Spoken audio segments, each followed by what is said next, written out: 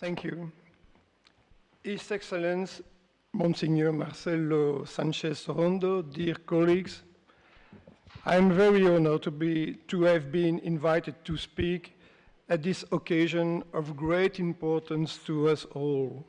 Our world has always known migration movements and fluxes of people escaping war zones or extreme poverty in search of secure places, a better future, safer lives.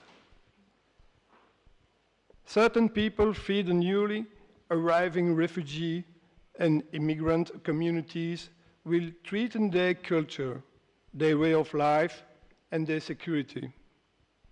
The core of the problem is a lack of knowledge, ignorance of those of another race, religion, or nationality raises fear. Instead, it should be recognized that the other is simply our alter ego. The crisis in Syria has had a tremendous impact on Europe. Thousands of refugees have arrived last year to Brussels.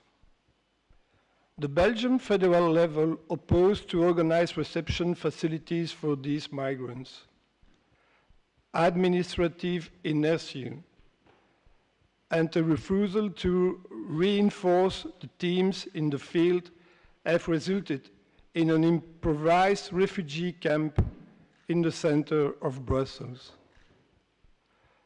While the competent bodies paced the buck between them, it was up to NGOs to care for the migrants with the support of the local government, the city of Brussels. Many migrants arriving in Europe from Syria or other areas of conflict do not necessarily enjoy refugee status. At the moment, for example, in Belgium, the minister in charge of refugees refused to grant a visa to a family of Aleppo, a father, a mother, and their 2 children. And it is not longer necessary to describe you Aleppo's situation. Many other families will be in Belgium, in European territory, without status, and therefore not able to benefit from any social intervention by the public authorities. These are the situations the cities are facing too. Brussels is the capital of Europe, and as such brings together several contradictions. European officials and lobbyists working for European institutions live in the same territory as refugees, some of whom are without status, without rights, without papers, without housing. The states and Europe do not take responsibility for properly accommodate those people who escape from conflicts where the member states are participating themselves. Cities must manage these contradictions, trying to accommodate these refugees on their territories. It's a big problem that we live every day in our cities. We do not ask ourselves whether we should welcome migrants. They are there, sometimes arriving in massive waves like what we experienced in the fall of 2015. It's the local government who is directly confronted with them. We have long-term responsibilities to integrate these people into our neighborhoods.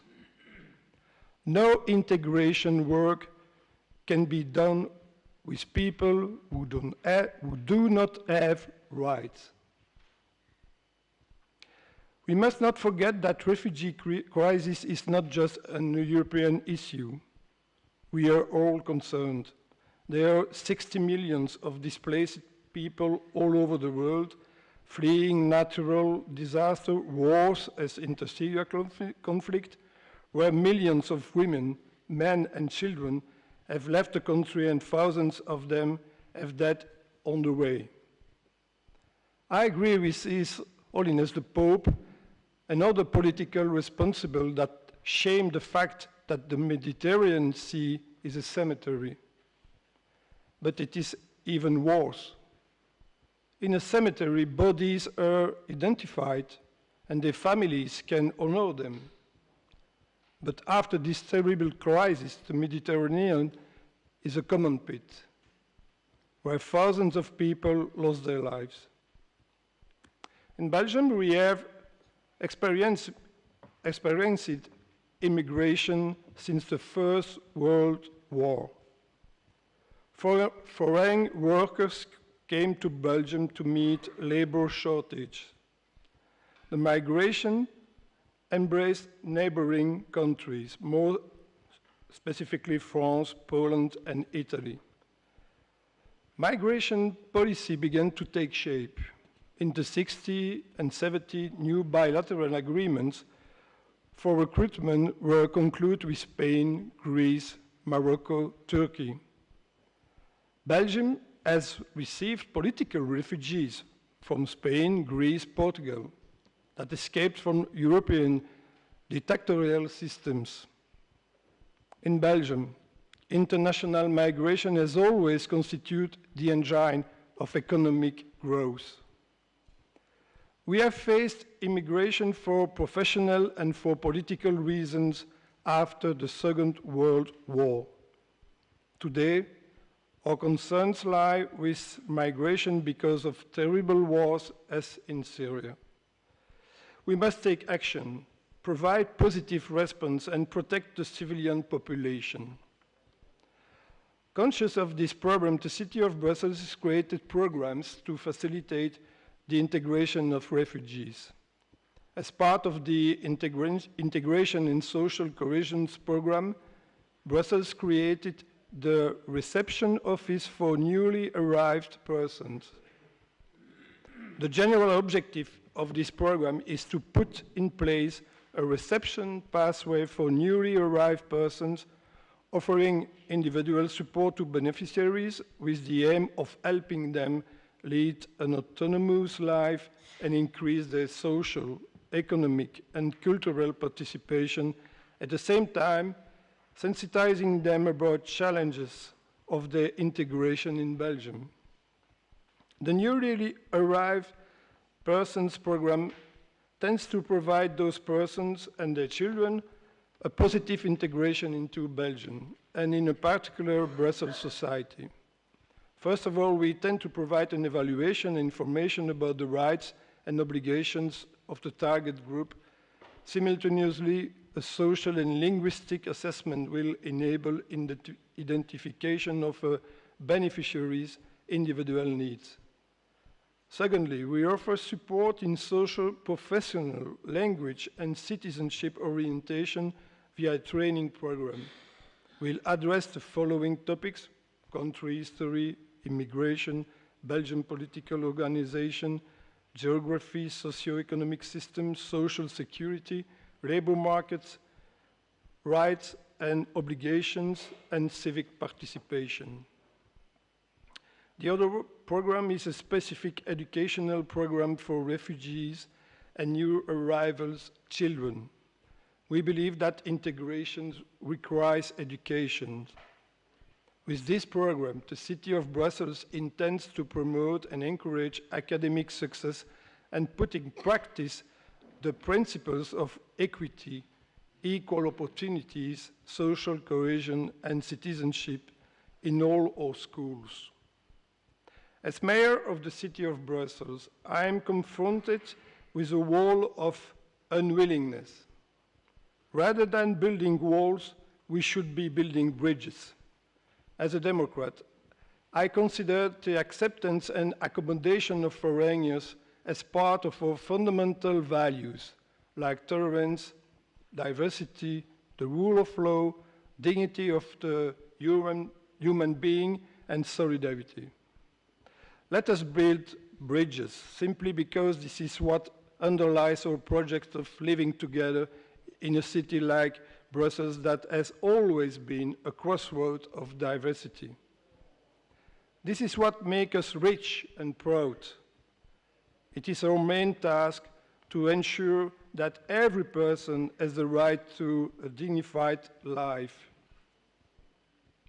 We demand a global alternative for the European refugee policy, opposed to the negative image of migrants and refugees. We cannot forget the Article 18 of the Charter of Fundamental Rights of the European Union. The right to asylum shall be guaranteed with due respect for the rules of the Geneva Convention. For that, we cities have to work for. Apply for humanitarian corridors, mostly for people from Middle East. Give a citizen status to the refugees that arrive in our cities. Update an asylum package that includes more financial resources in the European Union. Pay special attention to women and children and try to obtain family reunification when a whole family has left our country. We ask for a relevant European policy that aims to prevent conflicts and wars and contribute to peace. We have to facilitate the inclusion of people in cities, giving them the tools for being integrated. To achieve that, we need specific budgets, but we need political decisions and the help and support of states. Let us all work together to avoid these tragedies in the future. Thank you for your attention.